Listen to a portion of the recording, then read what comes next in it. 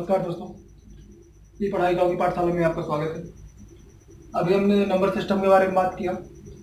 अब number system के बारे में बात करने के बाद हमने जिन संख्याओं के बारे में बात किया, जैसे प्राकृत संख्या है, पूर्ण संख्या है, परिमेय संख्या, पूर्णांक संख्या है, वास्तविक संख्या है, अपरिमेय संख्या है।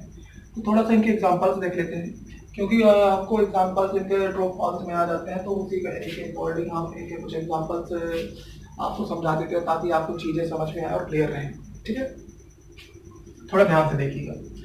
पहला एग्जांपल मैंने लिखा हुआ है, प्रत्येक पूर्ण संख्या एक प्राकृत संख्या हो सकती है क्या। पहले तो हम देखो, आपको समझाने के लिए पहले ये लिख लेते हैं पूर्ण संख्या। पूर्ण संख्या मैंने बताया माइनस की संख्या पूर्ण संख्या कहलाती है, मतलब -1, -2, -3, -4। प्राकृत संख्या ये आपका हो गया 0 +1 2 3 4 5, ठीक है, 9 तक। परिमेय संख्या आपका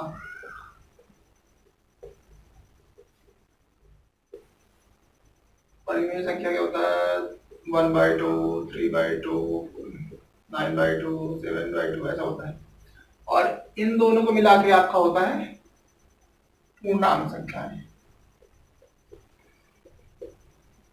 मैं आपको जानबूझ के डीपली में ये बता रहा हूँ, इसके एग्जांपल बता रहा हूँ, क्योंकि आपको ये क्लियर कट में रहेगा पूर्ण संख्याओं पूर्णांक संख्याओं का अंतर और परिमेय संख्याओं का, तो आप कोई भी क्वेश्चन हल कर लेंगे के।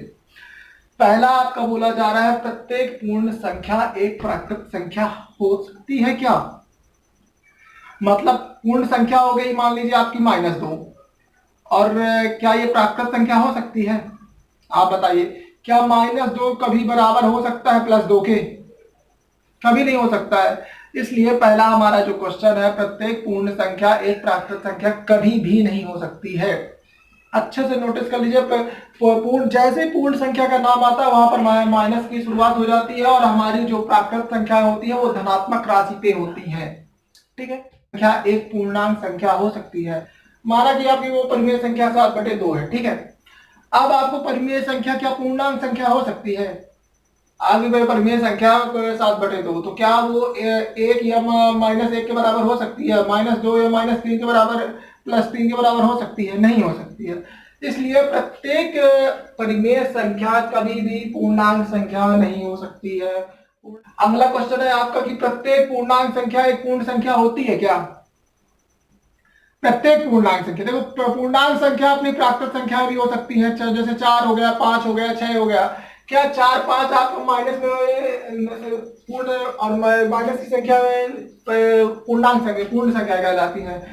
तो आपका -4 कभी 4 के बराबर तो हो ही नहीं सकता है, तो -2 कभी 2 के बराबर तो हो ही नहीं सकता है। तो प्रत्येक पूर्णांक, अगर हम पूर्णांक में प्राकृत संख्या ले लेंगे तो वो पूर्ण संख्या नहीं हो सकती है। पूर्णांक संख्या पूर्णांक संख्या प्राकृत संख्या और पूर्ण संख्या दोनों होती है। ठीक है, एक परिमेय संख्या एक पूर्ण संख्या हो सकती है क्या।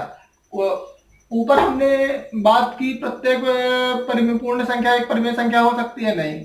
अब प्रत्येक परिमेय संख्या 1/2 है, तो क्या ये पूर्ण संख्या होगी? कभी नहीं होगी, क्योंकि ये माइनस में है ही नहीं है। पूर्ण संख्या जो होती है वो माइनस में काउंट की जाती है। 2/1 लिख सकते हैं। तो प्रत्येक पूर्णांक संख्याओं को हम परिमेय संख्या लिख सकते हैं। जैसे m को m/1 लिख सकते हैं, n को m/1 से लिख सकते हैं। तो ये सारी चीजें हैं। ये आपका नंबर सिस्टम यहाँ से सारा का सारा क्लोज होता है। और नंबर सिस्टम के बाद अब हम बात करेंगे अपरिमेय संख्याओं की नेक्स्ट टॉपिक में। तो इसी तरह आप सारे वीडियोस को देखते रहिए ज़्यादा से ज़्यादा, और जहाँ पर भी दिक्कत हो, जहाँ पर भी कोई मिस्टेक्स हो सकता है मैं मुझसे कुछ मिस्टेक्स भी हो सकती हैं, तो अगर कहीं पर मिस्टेक आपको समझ में आ रही है तो आप मुझे कमेंट बॉक्स में कमेंट करके भी बता सकते हैं। Thank you. वीडियो को देखने के लिए बहुत बहुत धन्यवाद। चैनल को सब्सक्राइब करें, गाँव की पाठशाला ई पढ़ाई, फेसबुक में, यूट्यूब में, दोनों में।